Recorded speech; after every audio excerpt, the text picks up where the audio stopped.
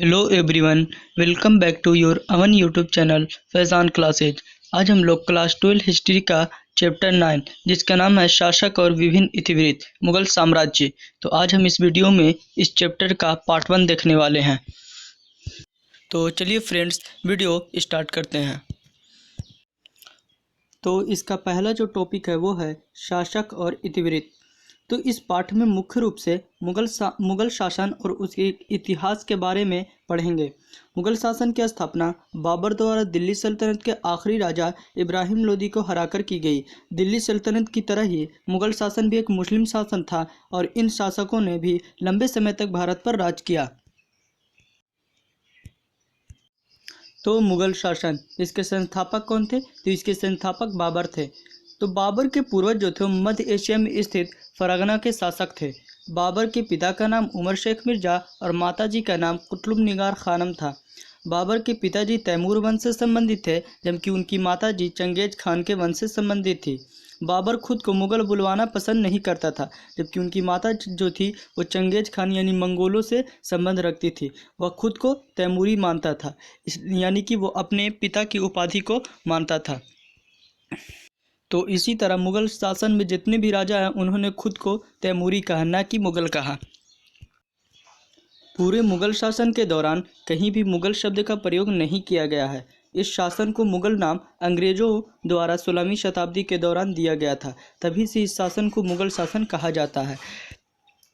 तो मुगलों ने खुद को मुगल ना कह के तैमूरी कहा और इसे मुगल तैमूरी वंश को मुगल वंश किसने नाम दिया? तो इसने अंग्रेजों ने दिया। कब? तो 16वीं शताब्दी में दिया। अगले मुगल शासन की स्थापना। तो इसकी स्थापना कब हुई थी? तो 16वीं शताब्दी के शुरुआत में बाबर मध्य एशिया से दक्षिण की तरफ आया। उसने काबुल में अपना शासन स्थापित किया। 1526 ईस्वी में बाबर ने भारत की तरफ अपना रुख किया। उस दौर में भारत पर दिल्ली सल्तनत का शासन था और लोदी वंश के इब्राहिम लोदी दिल्ली के सुल्तान थे। बाबर और इब्राहिम लोदी के बीच 1526 ईस्वी में पानीपत में युद्ध हुआ। इसे ही पानीपत का प्रथम युद्ध कहा जाता है। पानीपत का प्रथम युद्ध। पानीपत के प्रथम युद्ध में बाबर ने गोला बारूद का प्रयोग किया, जिस वजह से वह बड़े ही आराम से जीत गया था। इब्राहिम लोदी की युद्ध में हार हुई और दिल्ली सल्तनत पर बाबर का शासन स्थापित हुआ और यहीं से मुगल साम्राज्य की शुरुआत हुई। अब देखते हैं मुगल शासक यानी कि मुगल साम्राज्य में किन किन शासकों ने शासन किया। तो सबसे पहले आता है बाबर, 1526 से लेकर के 1530 ईस्वी तक। तो बाबर ने भारत पर 1526 से लेकर के 1530 तक शासन किया। इस दौर में उसने मुख्य 4 लड़ाइयाँ लड़ी। तो पहला था पानीपत का प्रथम युद्ध 1526 ईस्वी में। तो इस युद्ध में इब्राहिम लोदी को हराकर बाबर ने मुगल साम्राज्य की स्थापना की। दूसरा खानवा का युद्ध। कब? तो 1527 ईस्वी में। तो इस युद्ध में राणा सांगा यानी कि ये एक राजपूत शासक थे और बाबर के बीच युद्ध हुआ। राणा सांगा ने बहादुरी से बाबर का सामना किया, पर बाबर के गोला बारूद के सामने राजपूती सेना टिक न सकी। राणा सांगा किसी तरह बचकर भागा ताकि वह बाबर का दोबारा सामना कर सके, परंतु बाद में उसके ही कुछ सगे संबंधियों द्वारा विष देकर उसे मार दिया गया। फिर है चंदेरी का युद्ध। कब? तो 1528 ईस्वी में। खानवा की युद्ध के बाद राजपूत शक्ति लगभग खत्म हो चुकी थी।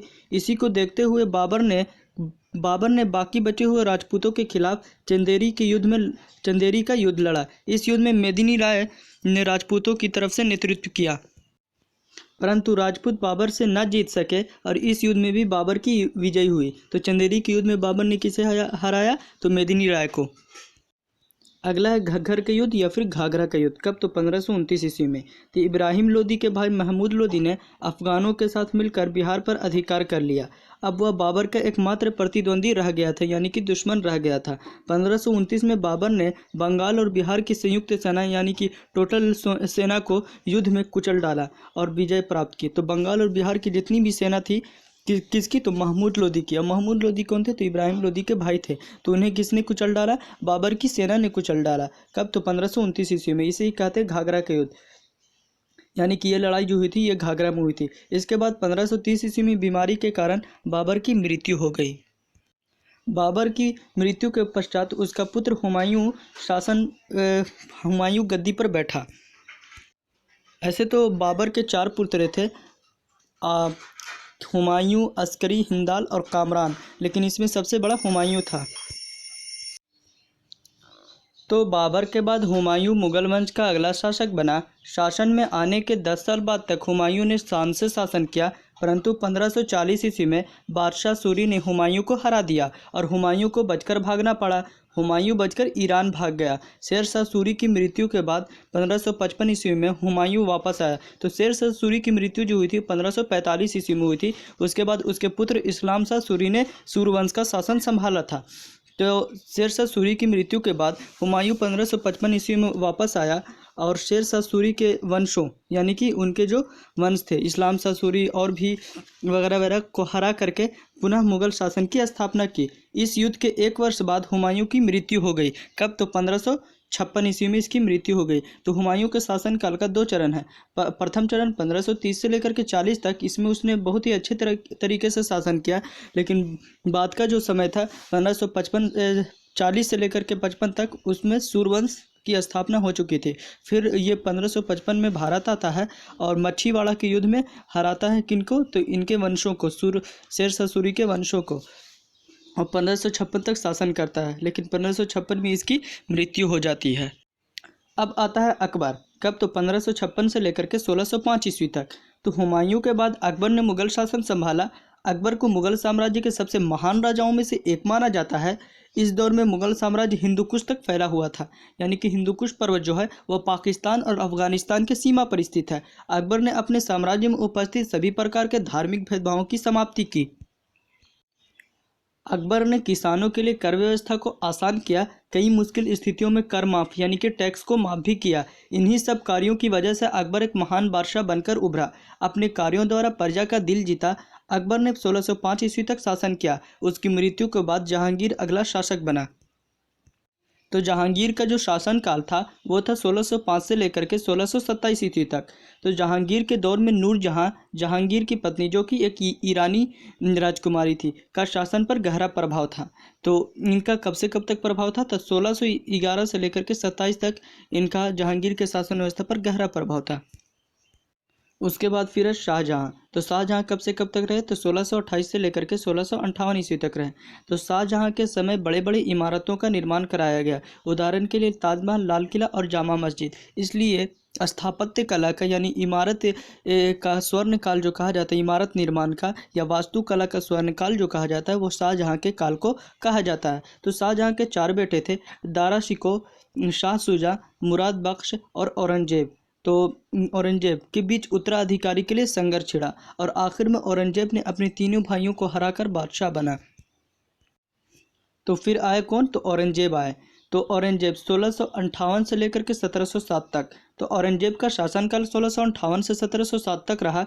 1707 के बाद तो मुगल साम्राज्य में जो प्रभावशाली बादशाह थे वो 6 ही थे। पहला था बाबर, हुमायूं, अकबर, जहांगीर, शाहजहां और औरंगजेब। लेकिन औरंगजेब के बाद के जितने भी शासक थे, यानी कि औरंगजेब की मृत्यु 1707 ईस्वी में हो गई थी, तो उसके बाद के जितने भी शासक थे उसे उत्तर मुगल काल कहा जाता है और वो इतने योग्य नहीं थे। इसलिए अंग्रेज जो थे उन पर कब्जा करने में अंग्रेजों का कब्जा करने में कोई परेशानी नहीं हुई। तो 1707 में औरंगजेब की मृत्यु के बाद भी कई शासक आए, परंतु कोई भी अपने पूर्वजों जितना ताकतवर नहीं था। धीरे धीरे मुगल शासन अपने पतन की ओर बढ़ने लगा और इसका एक मुख्य कारण अंग्रेजी शासन का बढ़ता हुआ प्रभाव था।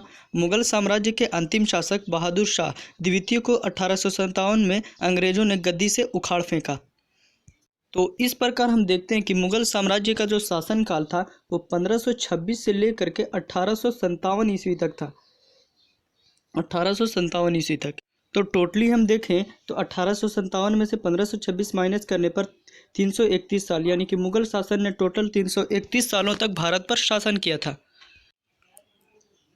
अब देखते हैं मुगल साम्राज्य की राजधानियाँ। तो मुगल शासन के दौर में राजधानियों का एक अलग महत्व था। राजधानियों को सदैव ही विशेष रूप दिया जाता था या मुगलों की शान को दर्शाता था। क्या? तो इनकी मुगलों की राजधानियाँ जो थी वो इनकी शान को दर्शाता था। तो सबसे पहले आता है आगरा। तो 1526 ईस्वी में इब्राहिम लोदी को हराने के बाद बाबर ने आगरा में बाबर ने आगरा में अपनी राजधानी स्थापित की। हुमायूं के दौर में भी राजधानी आगरा ही रहा। जब अकबर ने राजपाट संभाला तो उस समय भी राजधानी आगरा ही थी। इसी दौर में अकबर द्वारा आगरा के किले का निर्माण करवाया गया। आगरा के किले का निर्माण अकबर द्वारा 1560 ईस्वी में करवाया गया था। आगरा के किला मुगलों की सबसे महत्वपूर्ण इमारतों में से एक था। उसके बाद फिर आता है फतेहपुर सिकरी। तो 1570 में अकबर ने राजधानी को आगरा से बदलकर फतेहपुर सिकरी बना दिया। फतेहपुर सिकरी में अकबर ने बुलंद दरवाज़ा और जुम्मा मस्जिद के बगल में शेख सलीम चिश्ती के लिए सफ़ेद संगमरमर का मकबरा बनवाया। तो शेख सलीम चिश्ती की ही दुआ से अकबर के बेटे सलीम का जन्म हुआ था, जो कि आगे चल कर के जहांगीर के नाम से प्रसिद्ध हुआ। उसके बाद फिर आता है लाहौर। तो इस दौर के बाद भारत के पश्चिमी क्षेत्र यानी कि वर्तमान पाकिस्तान में विद्रोह और बाहरी आक्रमण में वृद्धि हुई, जिस वजह से अकबर को अपनी सेना के साथ उस क्षेत्र में जाना पड़ा। इसी वजह से अकबर ने एक बार पुनः यानी कि फिर अब राजधानी को बदला और लाहौर को अपनी नई राजधानी बनाया।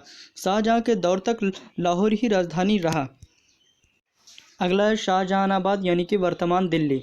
तो शाहजहानाबाद क्या था? तो वर्तमान दिल्ली में ये एक विस्तृत जगह था। तो 1648 में शाहजहाँ ने शाहजहानाबाद नाम से एक नए शहर का निर्माण कराया। यह वर्तमान दिल्ली में स्थित था।